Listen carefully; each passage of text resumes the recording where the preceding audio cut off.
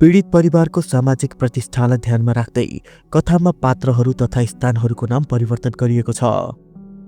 नमस्कार सबैजनालाई, मेरो नाम हो स्वर र स्वागत गर्न चाहन्छु म तपाईहरुलाई फोकटेल्स इन नेपालीको एक अर्को भिडियोमा, जहाँ म सुनाउँछु तन्त्र मन्त्र, भूत प्रेत र अलौकिक तथा पारलौकिक शक्तिहरूको बारेमा रोचक र रमाइला कथाहरू।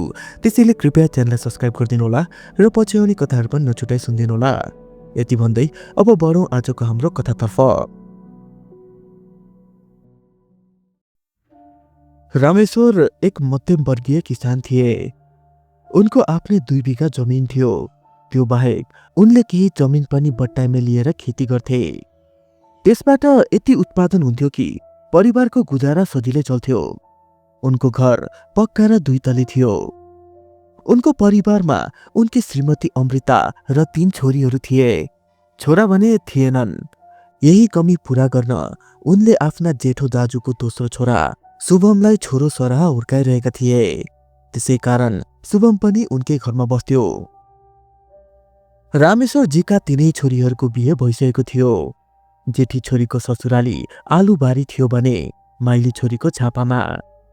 सबैभन्दा कान्छी छोरी जुन उर्फ डल्लीको विवाह 1 वर्ष अघि मात्र भएको थियो। उसको ससुराली सम्पन्न थियो र उसको परिवारको मुख्य पेशा खेती किसानी नै थियो।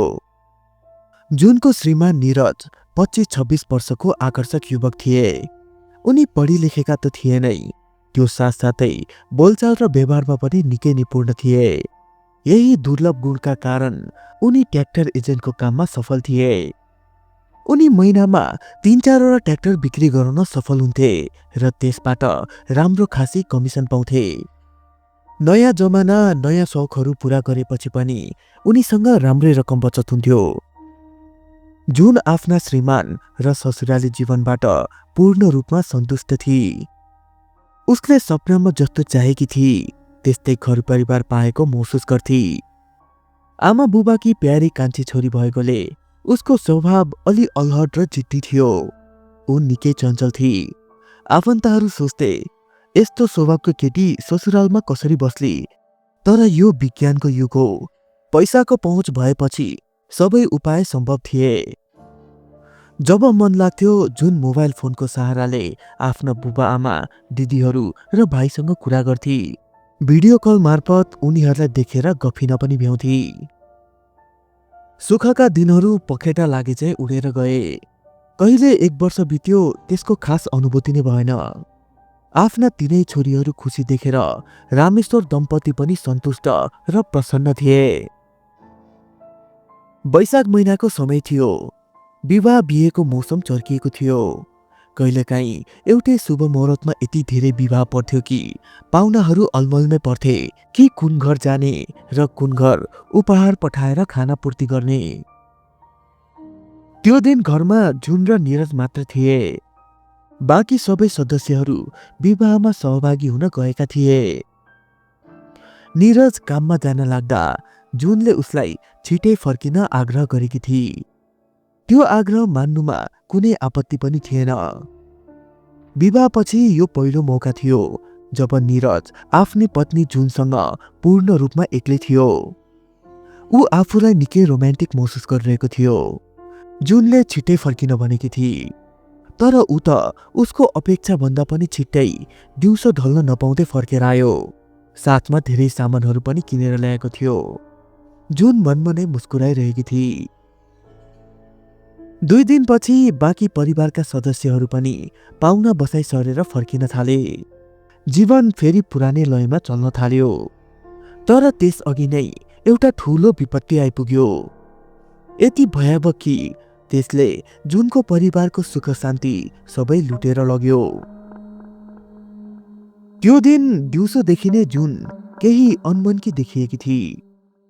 आफूले पकाएको खाना उसलाई मन परिरहेको थिएन।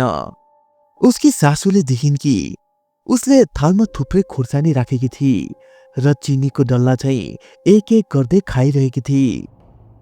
यति धेरै खुर्सानी खानु ठिक होइन भनेर सासूले सम्झाएकी पनि थिइन्, तर जुनले कुनै ध्यानै दिन। हेर्दा हेर्दै उसले थालभरिका सबै खुर्सानीहरू खाइसकेकी थिए। खानापिना गरेपछि ऊ आफ्नै कोठातिर गई। साँझ पर्न लागिसकेको थियो। अन्धकार बिस्तारै फैलिन थाल्यो, तर ऊ बाहिर निस्किन। जबकि साँझपख दियो बत्ती बाल्ने काम जुन आफै नै गर्ने गर्थी। कतै उसको स्वास्थ्य त बिग्रेको होइन भनेर जुनकी सासू रामशिला उसलाई हेर्न गइन्। त्यो बेला जुन ओछ्यानमा पल्टिएकी थिई र बारम्बार आङ तानिरहेकी थिई। ऊ दुवै हात र दुवै खुट्टा एक आपसमा बेरेर च्याप्पेर यति कडा गरी ऐठिरहेकी थिई मानौ उसको शरीरभरि असहाय पीडा छ र यसरी तन्किँदा मात्र आराम मिल्छ। के भयो डल्ली? रामशिलाले सोधिन्। तिमीलाई सन्चो छैन? कस्तो लागिरहेको छ? शरीरभरि दुखिरहेको छ आमा, जुनले भनी। अलिकति जाडो पनि लागिरहेको छ। माइती घर जस्तै ससुरालीमा पनि सबैले उसलाई डल्ली नै भन्थे। जुन उसलाई निकै मन पर्थ्यो। ओहो, मलेरिया लागेको जस्तो देखिन्छ, रामशिला बोलिन्। म निरजलाई फोन गर्छु, ऊ औषधि लिएर आउला। तिमी आराम गर, दियो म आफै बाल्दिन्छु भनेर रामशिला गइन्। झन्डै 7 बजेतिर निरज घर फर्कियो। जुत्ता खोल्ने बित्तिकै ऊ सिधै जुनको अवस्था बुझ्न गयो, तर आफ्नो कोठाको ढोकामै ऊ रोकियो। त्यो बेला जुन घोप्टो परेर पल्टिएकी थिई। उसका लुगा अस्तव्यस्त भइसकेका थिए र ऊ कसैसँग केही कुरा गरेकी जस्तो देखिन्थी। त्यो देखेर निरज अचम्ममा पर्यो। उसले अगाडि बढेर जुनको टाउकोमा हात राख्दै सोध्यो, डल्ली तिमीलाई कस्तो छ? तर निरजले त्यस्तो गर्न साथ जुनले उसको हात झट्काएर फ्याँकिदिए र उतर्फ फर्केर हेरी। तब निरजको शरीरका त रौँ ठाडा भए। उसका आँखामा चस्स पीडा उठ्यो। जुनका आँखाहरू अङ्गार्थे राता भएका थिए र सामान्य भन्दा दोब्बर ठुलो देखिन्थे। जुनको टाउको छोएपछि निरजलाई अस्वाभाविक चिसोपन महसुस भयो र उसलाई एकाएक गहिरो डर लाग्यो र त्यहाँबाट भागेर टाढा जान मन लाग्न थाल्यो। हे भगवान, यो कस्तो रोग हो? ऊ मनमा नै सोच्न थाल्यो। तर भागेर के हुने? जुन त मेरी श्रीमती हो। यस्तो अवस्थामा उसलाई एक्लै छोडेर म किन भागौँ? यस्तै सोच्दै ऊ ओछ्यानमा बस्यो र जुनको टाउको सुमसुमाउन खोज्यो। त्यतिमै अचम्मको घटना भयो। जुन बिजुली झै छिटो उठी र निरजलाई समातेर ढोकातिर फ्याँकिदिए अनि ठहाक्का लगाएर हाँस्न थाली। त्यसै बेला रामशिला पनि छोरा बुहारीको लागि चिया लिएर आइरहेकी थिइन्। केही खस्ने आवाज र निरजको चिच्याहाट सुनेर उनले चियाको ट्रे त्यत्तिकै छोडिन् र दौडिँदै आइन्। आएर देखिन् त निरज बाहिर लडेको छ र पलङमा जुन झन्डै अर्धनग्न अवस्थामा अट्टहास गरिरहेकी छ। पहिले उनले निरजलाई उठाइन् अनि जुनतर्फ फर्केर भनिन्, डल्ली यो सब के भइरहेको छ? तब जुन कराउँदै बोली, डल्ली त तेरो आमा हो, म कसैको डल्ली होइन। यसले मलाई छोयो किन? त्यसैले मैले यसलाई सजाय दिएँ। छोएर के भयो त? तिम्रो आफ्नै श्रीमान त हो, रामशिलाले भनिन्। मेरो कुनै श्रीमान छैन, कोही छैन। मलाई छोए मारिदिन्छु, भाग यहाँबाट हट भन्दै जुनले गालीहरू बर्साउन थाली। जुनको स्वर गहिरो, दबिएको र खरखरिएको थियो। उसको यस्तो उग्र रूप देखेर आमा छोरा दुवै डराएर भागे। निरजका बुबा शत्रुघ्नलाई कान अलि कम सुनिन्थ्यो, त्यसैले उनलाई सबै कुरा विस्तारले बुझाइयो। दाजुभाइसँग सल्लाह गरेपछि सबैले यही निष्कर्ष निकाले कि मलेरियाको ज्वरो अत्याधिक बढेको छ र त्यही ज्वरोको कारण जुन यस्तो अचम्मको हरकत गरिरहेकी छे। त्यसबेला जुनलाई डाक्टर कहाँ लैजान सम्भव देखिएन, त्यसैले डाक्टरलाई नै घरमा बोलाउन मान्छे पठाइयो र जाँच पडतालपछि मात्र वास्तविक कारण थाहा हुने थियो। केही बेरमा डाक्टर आएपछि थाहा भयो जुन आफ्नो शरीर कसैलाई छुनै दिइरहेकी थिइन। 4 जनाले समातेर थामेपछि मात्र उसलाई इन्जेक्सन दिन र रगतको नमुना लिन सकियो। जुनको हाउभाउ पुरै फेरिएको थियो। त्यो बेला न उसलाई कसैको वास्ता थियो न कसैको लाज लिहाज। उसका मुखबाट निस्किरहेका फोहोरी गालीहरू सुनेर सबै स्तब्ध थिए। करिब 3 घण्टासम्म भयानक तमासा चलेपछि ऊ एकाएक थकित भई ओछ्यानमा ढली र रातभरि गहिरो निन्द्रामा सुती। बिहान उठ्दा भने ऊ पुरै ठिकठाक देखिन्थे। उसका व्यवहार सामान्य दिनजै नै थिए। बारम्बार आङ तान्ने र औँलाहरू चट्काउने बानी बाहेक रातिका घटनाहरूको अरू कुनै प्रभाव उसमा देखिएनन् र त्यो पनि सामान्य दिनको तुलनामा केही बढी नै देखिन्थ्यो। जुनलाई प्रशस्त आराम मिलोस् भन्ने सोचले रामशिलाले भान्सा भाँडाको काम आफै सम्हालिरहेकी थिइन्। साथै बुहारीका गतिविधिमाथि पनि उनको नजर थियो। जुनको हाउभाउ हेर्दा उनलाई लागिरहेको थियो कि अझै पनि सबै कुरा ठिक भइसकेको छैन। उनले जुनको मनपर्ने खाना बनाएकी थिइन्, जसमा खिर र आलु कोपीको तरकारी थियो। तर जुनले खिरको कचौरातिर एक नजर पनि हेरिन। ऊ बारम्बार आलु कोपीको तरकारी मात्र थपेर खाइरहेकी थिए। तरकारीको तुलनामा भात र रोटी निकै कम खाई। आज पनि उसले धेरै खुर्सानी ठूलो चाकमा राखेकी थिए। त्यसबाहेक दिनभरि अरू कुनै विशेष घटना भएन। तर जस्तै नै सूर्य अस्ताए जुनको अवस्था एकाएक बदलियो। उसको कोठाबाट हाँसोको आवाज आउन थाल्यो। तब रामशिला दौडिँदै त्यहाँ पुगिन् र जब उनले त्यहाँको दृश्य देखिन् त उनको त प्राण नै काँपेर आयो। जुनले आफ्ना कपडा फुकालिसकेकी थिए र हातमा कैँची लिएर आफ्नै कपाल काटिरहेकी थिए। बुहारीको यस्तो हालत देखेर रामशिला चिच्याइन्। तब जुनले पल्टेर हेरी र उसका अङ्गारसरी राता र ठूला आँखाहरू देखेर रामशिला भयभीत भइन्। तब उनले छिट्टै परिवारका अरू जनहरूलाई पनि बोलाएर ल्याइन्। त्यसपछि उनीहरूले जुनलाई कपडा लगाउन खोजे, तर ऊ एक्लै 3 जना भन्दा बलिया थिए। यस्तो नगर डल्ली, तिमीलाई के भएको हो? सासूले सम्झाइन्। सभ्य घरका महिलाहरूले यस्तो गर्दैनन्।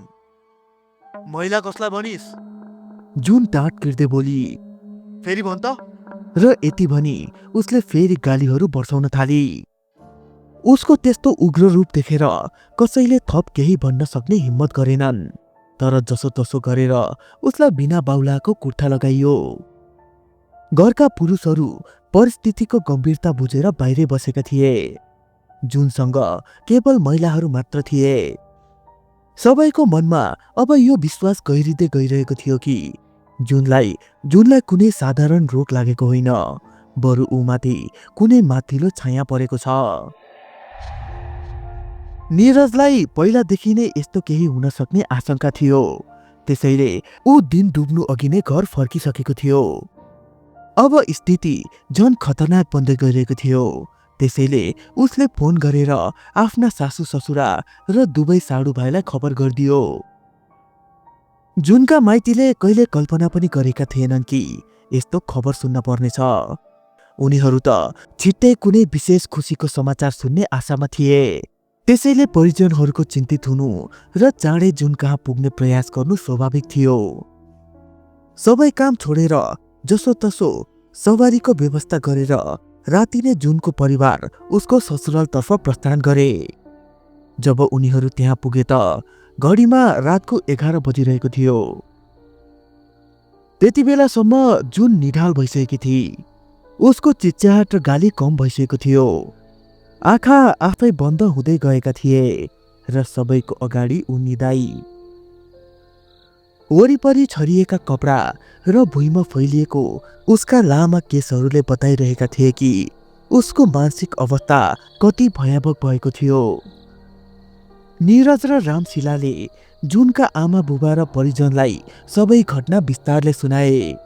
त्यसपछि जुनको त्यस्तो अवस्था सुनेर अमृता र उसका 2 ठुली छोरीहरू बक्कानिएर रुन थाले। बुबा आफ्नी प्यारी छोरीको हालत देखेर अवाक भई चुपचाप बसिरहे। उनले बुझ्नै सकेनन् कि उनकी डल्लीलाई आखिर के भएको छ र उसको अवस्था कसरी सुध्रिने हो। सबैजना कुराकानीमै अल्मलिएको बेला जुनको भाइ शुभम उठेर उसको कोठातिर गयो। उसले सिरानमा उभिएर जुनलाई बिउजाउने प्रयास गर्दै हल्का हल्लाउन थाल्यो। दिदी, डल्ली दिदी, उठ्नुहोस् न, उठ्नु न दिदी। को को? जुनले निन्द्रामै कुनमुनाउँदै सोधी। म शुभम दिदी, शुभम। उसले भन्यो। शुभम? यो नामले जादु गरे जस्तै भयो।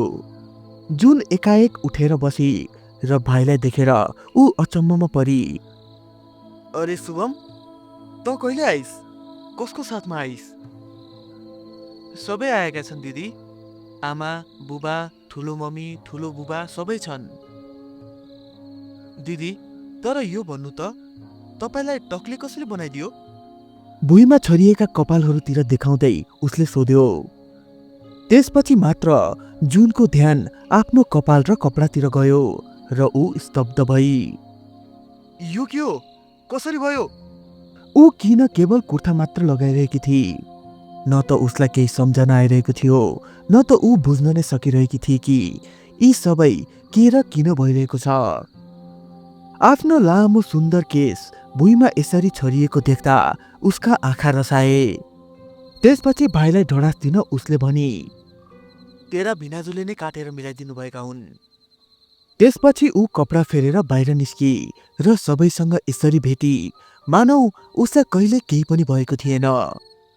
यद्यपि वास्तविकता के थियो भने ऊ 2 दिनमै महिनौदेखि बिरामी परे झै कमजोर देखिन थालेकी थिई।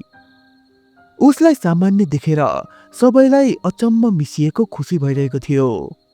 उता शुभम आफ्नो भिनाजु निरजसँग गुनासो गरिरहेको थियो कि उहाँले उसकी दिदीका सुन्दर कपाल किन काट्नुभयो, दिदीलाई किन टक्ली बनाउनु भयो। तब निरजले 6 वर्षको बालकलाई आखिर के बुझाउँथ्यो र। त्यसपछि त्यस रात कुनै विशेष घटना घटेन र निरज पनि आफ्नै श्रीमतीबाट टाढै रह्यो। उसलाई अझै पनि यही सोचले सताइरहेको थियो कि आखिर डल्लीमा उसलाई उठाएर यति टाढा फ्याँक्न सक्ने शक्ति कहाँबाट आयो अनि उसले छोए लगतै ऊ किन यति उग्र भई। यिनै कारणहरूले गर्दा ऊ उसको नजिकसम्म पनि जान सकेन। त्यसपछि राति कसैले पनि जुनसँग उसको व्यवहारबारे कुनै प्रश्न गरेनन्। त्यस रात खासै केही पनि भएन, तर पनि परिवारले चुपचाप कुनै असल झाँक्री वा तान्त्रिकको खोजी सुरु गरिसकेको थियो। जुन बिरामी मात्र हो भन्ने विश्वास अब कसैलाई रहेन। उल्टै सबैलाई पक्का जस्तो लाग्न थालिसकेको थियो कि उनकी बुहारीमाथि कुनै दुष्ट आत्माको छाया छ जसले उसलाई यसरी दुःख दिइरहेको छ। छिमेकमा पनि दबिएको स्वरमा चर्चा चल्न थालिसकेको थियो कि वर्मा परिवारलाई भूत प्रेतले सताइरहेका छन्। कोही हितैषी बनेर नसोधिकनै पनि कुनै झाँक्री वा तान्त्रिकको नाम ठेगाना सुनाइरहेका थिए। अर्को दिनमा जुन अरू दिन चाहिँ सामान्य नै रही। त्यो देखेर उनकी दिदी भिनाजु घर फर्किए।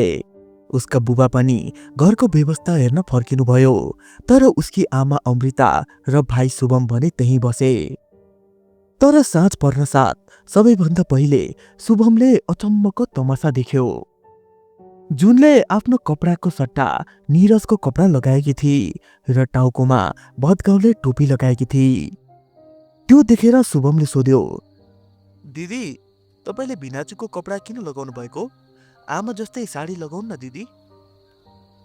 साडी त आइमाईले लगाउने हो। जुन खरखराएको आवाजमा बोली। र खबरदार केटा, मलाई दिदी भनिस् भने म तेरो दिदी विदी केही होइन। होइन, तपाईँ मेरो डल्ली दिदी हो। शुभम रिसाउँदै बोल्यो। भने नि, म तेरो दिदी होइन। जुनले कड्केर भनी। त्यसो भए को हुनुहुन्छ त? बालकले सोध्यो। तँलाई के मतलब? म नै हुँ। जा, मेरो लागि लड्डु लिएर आइज। धेरै भोक लागेको छ, म लड्डु खान चाहन्छु। जुनले भनी। त्यसपछि शुभमले आफ्नी आमालाई सबै कुरा सुनाउँदै भन्यो। आमा, दिदी लड्डु खान्छु भन्छन् अनि भिनाजुको प्यान्ट टी सर्ट पनि लगाएकी छिन्। त्यो सुनेर सबैजना दौडिँदै जुनको कोठामा पुगे। त्यहाँ ऊ पुरुषको भेषमा ठाडसँग बसेकी थिई। सबैलाई रातम्बे आँखाले घुरेर हेरेपछि जुन बोली।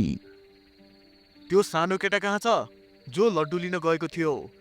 छिटो ल्याऊ, मलाई भोक लागेको छ। छोरी, यो कस्तो भेष बनाए कि? किन इज्जतको तमासा बनाइरहेकी? अमृता रुँदै उतिर बढिन्। त्यही रोकी बुढी, जुन कड्केर बोली। म तेरो छोरी होइन, मबाट टाढेर। उसले आमातिर घुरेर हेरी र भनी। तब अमृताले अगाडि बढेका पाइला फिर्ता तान्नु नै ठिक ठानिन्। छिट्टै शुभम एक थालमा 4वटा लड्डु लिएर आयो र भन्यो, लिनु दिदी, लड्डु खानुहोस्। भने नि, म तेरो दिदी होइन। जुनले भनी। अनि यति लड्डुले के हुन्छ? अझै ल्याऊ। त्यसपछि उसकी जेठानी थालभरि लड्डु लिएर आइन् र अगाडि राखेर तुरुन्तै टाढा गएर उभिन्। ए केटा, त पनि खा। उसले 2वटा लड्डु शुभमपट्टि बढाउँदै भनी। त्यसपछि ऊ आफै भोकाएको ब्वाँसो झैँ लड्डुमाथि झम्टी। हेर्दा हेर्दै उसले 1 किलो जति लड्डु खाइदी। त्यसपछि 1 लोटा पानी पी र ओछ्यानमा गएर पल्टी। शुभम पनि ओछ्यानमा चढेर उसको छेउमै गएर बस्यो। सबैलाई यो देखेर अचम्म लाग्यो कि उसले शुभमलाई न त भगाई, बरु उसलाई देखेर मुस्कुराइरहेकी थिई। तर त्यो मुस्कान पनि कम डरलाग्दो थिएन।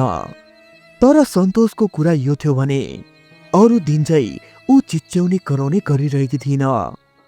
यद्यपि नीरजलाई देख्ने बित्तिकै ऊ उठबस गर्थे र पुरुष चाहिँ गाली गर्न थाल्थे। अर्को बिहान रगत जाँचको रिपोर्ट आयो, जुन नेगेटिभ थियो। अर्थात् जुनलाई कम्तीमा मलेरिया त लागेको थिएन। त्यसो भए आखिर जुनलाई भएको चाहिँ के थियो? शुभम आइपुगेपछि एउटा फाइदा भने भयो। जुन दिनभरि उसँगै व्यस्त रहन थालेकी थिए। साथै नचाहिँदा आउने दौराका बेला उसको चिच्याहाट र कराहाट पनि निकै कम भएको थियो। अब किन त्यस्तो भयो त्यो कसैलाई थाहा थिएन। तर शुभम उसको नजिक हुँदा ऊ तुलनात्मक रूपमा शान्त रहन्थे। जब दौरा सकिन्थ्यो त्यस समयमा भएका कुनै पनि कुरा उसलाई सम्झना रहँदैन थियो र यो कुराले ऊ आफै अचम्म मान्थे कि आखिर उसलाई यस्तो के भइरहेको हो। उसलाई प्राय सूर्यास्तको समयमै अजीब किसिमको दौरा पर्थ्यो, जो 3-4 घण्टापछि आफै ठिक भइहाल्थ्यो र त्यो समयमा ऊ पुरुषको भेषमै बस्न चाहन्थे। उसको हाउभाउ, बोलचाल र व्यवहार सबै पुरुषकै जस्तो हुन्थ्यो। यति मात्र नभई ऊ खाने पिउने कुराको फरमाइस पनि गर्न थाल्थे, जसमा मिठाई र चटपटे परिकार मुख्य हुन्थे। यी सबै पूरा गर्न वर्मा परिवारलाई खासै कठिनाइ भने हुँदैन थियो। यसै गर्दै 10 दिन बितिसके। तब एक चिन्जानको मानिसबाट खबर आयो कि झापामा एउटा तान्त्रिक बस्छ जो भूत भगाउन सिद्धहस्त मानिन्छ। त्यसपछि पूरा परिवार जुनलाई लिएर त्यहाँ जाने तयारीमा लाग्यो। तर जुन जान स्पष्ट रूपमा इन्कार गरिदिए। उसले ठोक्वा गरेर भने कि उसलाई केही पनि भएको छैन र ऊ न त कतै जान्छे र न त कुनै औषधि खान्छे।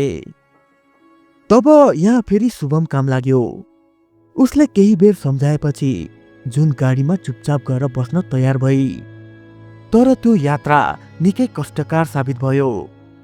जुनलाई बारम्बार पिसाब लागिरहन्थ्यो। यस्तो अवस्था पहिलो पटक आएको थियो। त्यसैले 1.25 घण्टाको बाटो भगवान सम्झिँदै सम्झिँदै 3 घण्टामा मात्र पुरा भयो। तान्त्रिकको सामु जुन निडर भावले बसिरहेकी थिए र उसलाई घुरेर हेरिरहेकी थिए। तान्त्रिकको भनाइ अनुसार वर्मा परिवारले आवश्यक सामग्री किनेर ल्याएको थियो। तीमध्ये 8-10 वटा कालो चुरा, कालै रङको 2.5 मिटरको लामो फिता, कालो माखको दाल, नरिवल, लोकल मदिराको 1 बोतल, 10-12 वटा कागती, पिसिएको बेसार, माटोको नयाँ दियो, अगरबत्ती आदि मुख्य थिए। केही सामग्री यस्ता पनि थिए जो निकै अनौठा देखिन्थे र तान्त्रिकसँग पहिलेदेखि नै थिए, जुन उसले ती वरिपरि छरिदिएको थियो। कालो मासको दाल भिजाएर पिसेपछि त्यसबाट एउटा पुत्ला बनाइयो। त्यो पुत्लालाई पानको पातमाथि राखियो। पुतलाको एक छेउमा हड्डी राखियो। त्यसपछि पुतलामा बेसार, रोली र बन्धनको लेप लगाइयो। हातमा फित्ताले बाँधेर चुरा लगाइयो। त्यसपछि पुतलाका चारै दिशामा 4वटा कागती राखिए। दियो बालियो। त्यसपछि चामल र तोरीका केही दाना हातमा लिएर तान्त्रिकले मनमनै मन्त्र जप्न थाल्यो। मन्त्र जप्दै जाँदा तान्त्रिकले ती दाना जुन र पुतलीमाथि छर्दै गइरहेको थियो। जहाँ परिवारका सदस्यहरू मनमनै भगवानसँग प्रार्थना गरिरहेका थिए कि जुनमाथि आएको विपत्ति टरोस्, त्यही उता जुन भने तान्त्रिकले गरिरहेका सबै क्रियाकलाप ठूलो चासोको साथ हेरिरहेकी थिए र मुस्कुराइरहेकी थिए। गर, जे गर्नु छ गर भन्ने भाव उसमा प्रष्ट देखिन्थ्यो। जसरी जसरी मन्त्र जाप अघि बढ्दै गयो, जुनको हाउभाउ बदलिँदै गयो। उसको अनुहार तमतमाउन थाल्यो। आँखाहरू रातो र झन्झन ठूलो हुन थाले। ऊ उठ्न खोजी, तर नीरज लगायत अरू अघि बढे। तब तान्त्रिकको इसाराले उनीहरू रोकिए।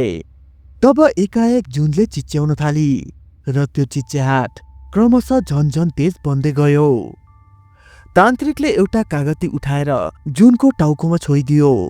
त्यति मात्रैमा उसको सास छिटो छिटो चल्न थाल्यो। ऊ कुनै कुरालाई हुन नदिन अत्यन्त सङ्घर्ष गरिरहेकी जस्तै देखिन्थे। मन्त्रपाठको तीव्र प्रभावले तान्त्रिक स्वयं पनि पसिनाले भिज्न थाल्यो। उसका आँखामा अचम्म र भय मिसिएको भाव देखिन थाल्यो। त्यसबेला तान्त्रिक र जुनबीच नजानो कस्तो अदृश्य सङ्घर्ष चलिरहेको थियो। सायद तान्त्रिकबाट कुनै गल्ती भयो वा जुनमाथि आएको प्रेत अत्यन्त शक्तिशाली थियो। जुनले जोर लगाई र बन्धनबाट मुक्त भई उभि र तान्त्रिकको मन्त्रपाठ एकाएक रोकियो। के भयो बाबाजी? नीरजले सोध्यो। बच्चा, यो प्रेत निकै शक्तिशाली छ। तान्त्रिकले भन्यो। यसलाई भगाउनु मेरो बसको कुरा होइन। मलाई जे आउँथ्यो सबै गरिसके। अब मबाट हुँदैन। अब के गर्ने त बाबाजी? नीरजले व्याकुल हुँदै सोध्यो। हामी सबै अत्यन्तै हैरान भइसकेका छौँ। ठुलो आशा लिएर तपाईँकोमा आएका थियौँ। त्यसमा तान्त्रिक केही बेर सोचमा डुब्यो अनि भन्यो। वर्माजी, मैले सुनेको छु फलानो ठाउँमा एकजना गुरु बस्नुहुन्छ। उहाँ ठुलो हनुमान भक्त र सिद्ध पुरुष हुनुहुन्छ। एकपटक छोरीलाई उहाँ कहाँ अवश्य देखाउनुहोस्। माताको कृपाले सबै ठिक हुनेछ। त्यसपछि तान्त्रिकको सुझावमा वर्मा परिवारलाई आशाको एउटा किरण देखा पर्यो। त्यसपछि सबै आआफ्नो घर फर्किए र भोलिपल्टै नीरज आफ्ना एक साथीसँग त्यस ठाउँतिर प्रस्थान गर्यो। त्यहाँ पण्डित भोलानाथ गुरु उर्फ महाराजजीलाई सबैले चिन्दथे। सोधपुछ गर्दै उनीहरू गुरुको घर पुगे। महाराज घरमै हुनुहुन्थ्यो। हेर्दा महाराज अत्यन्त दुब्लो पातलो वृद्ध हुनुहुन्थ्यो। उहाँको अनुहार लम्बे तान थियो र टाउको पछाडि लामो तर बाँधिएको जुरो थियो। उहाँले निधारको आकारभन्दा पनि ठुलो वैष्णवी तिलक लगाउनु भएको थियो र उहाँको आवाज तेज र कड्किलो थियो। दुवैले पहिले त पण्डितजीलाई प्रणाम गरे। त्यसपछि आफ्नो आगमनको उद्देश्य बताए। त्यसपछि पण्डितजीले सबै कुरा अत्यन्त ध्यानपूर्वक सुन्नुभयो र उनीहरूको कुरा सकिएपछि उहाँ बोल्नुभयो। बाबु, कुनै पनि मङ्गलबार आउनु। सङ्कट मोचन हनुमानजी समक्ष आफ्नो दुःख निवेदन गर्नु। अञ्जनी नन्दनको कृपाले सबै ठिक हुनेछ। नीरजले सबै कुरा बताएपछि पण्डितजीले उनलाई रातो रङको एउटा धागो दिए र भने, यदि उसले फेरि उपद्रव गर्न थाल्यो भने यो धागो उसलाई बाँधिदिनु। त्यसपछि ऊ कुनै पनि उपद्रव गर्न सक्ने छैन। 4 दिनपछि मङ्गलबारका दिन वर्मा परिवार गुरुले बताए अनुसार हनुमानजीको भव्य मूर्तिको अगाडि बसेको थियो। जुनको दाहिने हातमा पण्डितजीले दिएको धागो बाँधिएको थियो र ऊ चुपचाप बसेकी थिए। पण्डितजी आँखा बन्द गरेर केही बडबडाइरहनु भएको थियो। तब केही समय नबित्दै जुनको हाउभाउ बदलिन थाल्यो। अब ऊ रातम्य आँखाले पण्डितजीलाई घुरेर हेरिरहेकी थिए र जस्तै नै पण्डितजीले आफ्ना आँखा खोल्नुभयो, जुन बोलिहाली। सबै चकित भए किनकि उसको आवाज न त महिला जस्तो थियो र न त खरखराएको, बरु पुरुषको जस्तै गहिरो र कडा थियो। मलाई किन बोलायो पण्डित? तिमीसँग केही कुरा गर्नु छ, अलिकति चिन्जान गर्नु छ। पण्डितले भन्नुभयो। त्यसले के हुन्छ? जुनले सोधी। म तिमीसँग मित्रता गर्न चाहन्छु। पण्डितजीले भन्नुभयो। होइन, तिमी मलाई सताउन चाहन्छौ। जुनले भनी। जो पहिले सताइएको छ उसलाई झन् कसरी सताउन सकिन्छ? पण्डितजीले मुस्कुराउँदै भन्नुभयो। म सताइएको छु?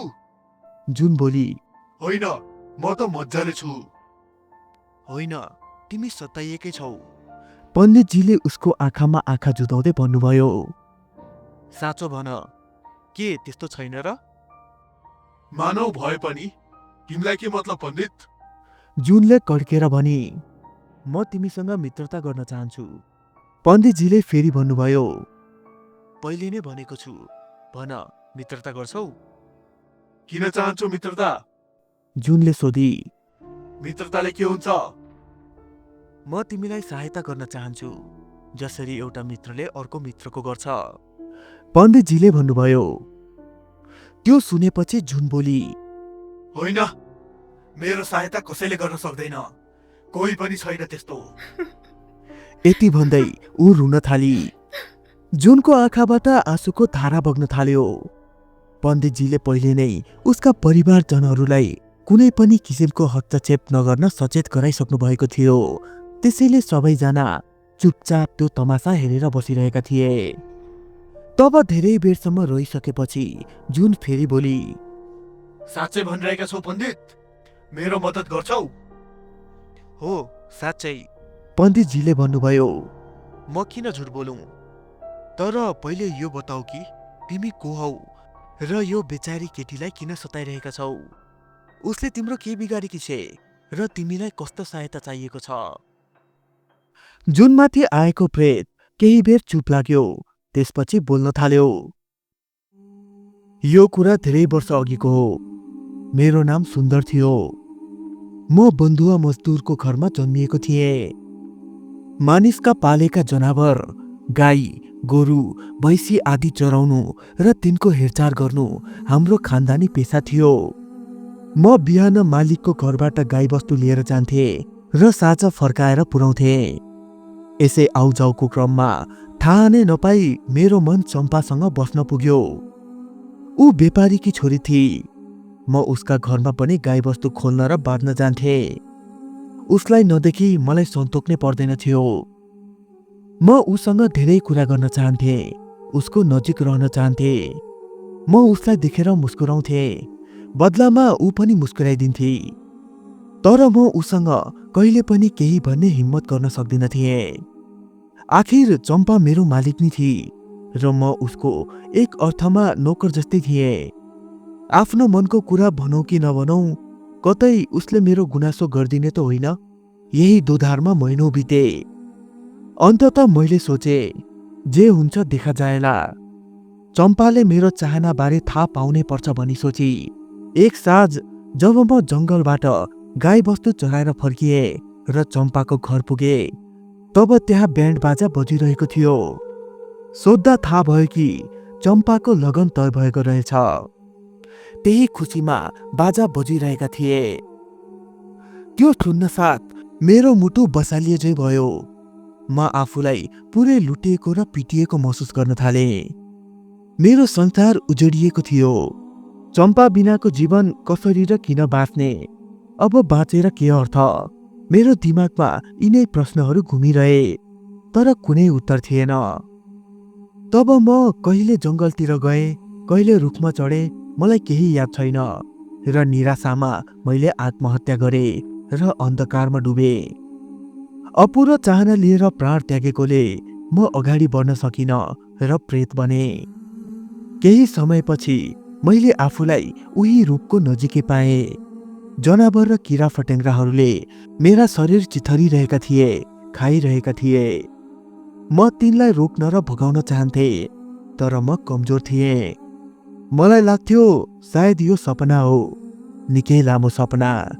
तर त्यो सपना अन्त्यहीन थियो।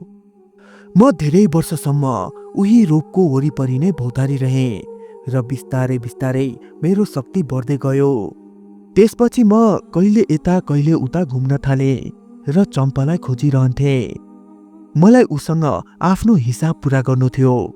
म उसँग आफ्ना अधुरा इच्छाहरू पूरा गर्न चाहन्थेँ। धेरै दिनपछि मैले यो केटीलाई देखेँ जसलाई सबैले जुन भन्दछन्। त्यसबेला ऊ छतमा बसेर आफ्नो कपाल सुकाइरहेकी थिई। चम्पा र जुनमा तिल बराबरको पनि फरक छैन। म यसलाई छुन चाहन्थे, यससँग कुरा गर्न चाहन्थे, यसलाई धेरै माया गर्न चाहन्थे, तर म सफल हुन सकिन। यसलाई छुने हिम्मत पनि ममा थिएन। त्यसैले म यसको वरिपरि मात्र घुमिरहन्थे। जब जब म यसलाई नीरजसँग देख्थेँ मेरो मन अत्यन्त रिसले भरिन्थ्यो। म उसलाई पनि छुन सक्दिन थिएँ। छोए पनि उसलाई केही महसुस हुँदैन थियो। अन्ततः मैले यिनको घर पछाडि रहेको बयरको रुखलाई आफ्नो ठेगाना बनाएँ। त्यसपछि केही दिन अघि घरमा यी दुईजना मात्र थिए। बाँकी परिवारका सदस्यहरू कतै गएका थिए। त्यस दिन साँझपख नीरज र जुन निर्वस्त्र अवस्थामा रतिक्रियामा लिप्त भए। त्यो समय भूत प्रेत र असुरी शक्तिहरूको समय हुन्छ। त्यस बेला म शक्तिशाली थिएँ। त्यसमाथि यो केटी स्नान आदि नगरेको अशुद्ध अवस्थामा थिए। बस मलाई अवसर मिल्यो र म त्यही क्षण यसको शरीरभित्र प्रवेश गरेँ। अब यो केवल मेरी हो। नीरजले यसलाई छुन खोज्दा पनि मलाई असह्य रिस उठ्छ। म ईर्ष्याले भरिन्छु। उसलाई मारिदिउँ जस्तो लाग्छ। यति भनेर त्यो प्रेत चुप लाग्यो। त्यही बेला नीरजले सोध्यो, के हाम्रो शुभमसँग पनि तिम्रो कुनै सम्बन्ध थियो? जुन केही बोलिन, उसलाई केवल घुरेर हेरिरही। पण्डितजीले फेरि सोही प्रश्न दोहोऱ्याउनु भयो। तब उसले भन्यो, होइन, यो मेरो कोही होइन, तर यसको उमेरको यसको जस्तै मेरो एउटा भतिजो थियो जसलाई म अत्यन्त माया गर्थेँ। यसलाई देख्दा मलाई आफ्नै भतिजाको सम्झना आउँछ। यही कारणले म यस बच्चालाई माया गर्न थालेको हुँ। अरू कुनै कुरा छैन। ठिकै छ, पण्डितजीले भन्नुभयो। अब तपाईँ बताउनुहोस्, हामी तपाईँको के सहायता गर्न सक्छौँ? के गरे तपाईँलाई शान्ति मिल्छ? पण्डितजीको प्रश्नमा उसले भन्यो, आत्महत्या गरेको कारण म भयानक प्रेत बनेको हुँ। त्यसमाथि मेरो अन्त्येष्टि कर्म पनि भएको छैन। यही कारण म भड्किरहेको छु। तपाईँ मलाई यस योनिबाट मुक्त गरिदिनुहोस्। म यही चाहन्छु। मेरो अन्तिम क्रिया यही केटीको हातबाट सम्पन्न गराइदिनुहोस्। त्यसो भए मलाई प्रेत योनिबाट मुक्ति मिल्नेछ। त्यतिन्जेलसम्म मलाई यसको शरीरमै बस्न दिनुहोस्। अवश्य, पण्डितजीले भन्नुभयो। हामी तपाईँको यो इच्छा पुरा गर्नेछौँ, तर तपाईँले वाचा गर्नुपर्छ कि तपाईँले यो केटी, उसको श्रीमान वा उसको परिवारको कुनै पनि सदस्यलाई दुःख दिनुहुन्न। त्यो प्रेतले बोल्यो, म वाचा गर्छु। अब तपाईँ मेरो बन्धन खोलिदिनुहोस्। यति भन्दै उसले आफ्नो हात अगाडि बढायो र पण्डितजीले मन्त्र उच्चारण गर्दै रातो धागो फुकाइदिनु भयो। त्यसपछि पण्डितजीको आदेश अनुसार वर्मा परिवार जुनलाई लिएर कोशी गए। त्यहाँ त्रिवेणी सङ्गममा प्रेतको मुक्तिका निमित्त श्राद्ध, पिण्डदान, दान, ब्रह्मभोज, तर्पण आदि सबै कर्म गरियो र यी सबै कार्य जुनके हातबाट सम्पन्न गराइएका थिए। अहिले जुन र उसको परिवार सुखी जीवन बिताइरहेका छन्। त्यो समय एउटा खराब दौर थियो जसलाई बित्नै पर्थ्यो। ढिलो भए पनि अन्ततः त्यो समय बितिसक्यो। यो थियो आजको हाम्रो कथा। आशा छ तपाईहरुलाई मन पर्यो होला। यदि आजको कथा मन परे यो च्यानललाई सब्स्क्राइब, यो भिडियोलाई लाइक र आफ्नो केही विचार भए कमेन्ट पनि गरिदिनु होला। र यदि तपाईहरुसँग पनि आफ्नो कुनै कथा छ र त्यसलाई मेरो स्वर दिन चाहनुहुन्छ भने आफ्नो कथा मलाई www.folktalesinepali@gmail.com मा वा स्क्रिनमा देखिएको मेरो WhatsApp नम्बरमा पठाउन सक्नुहुन्छ। यति भन्दै आजको लागि म बिदा माग्न चाहन्छु। फेरि भेटौँला एक अर्को कथाको साथ। धन्यवाद।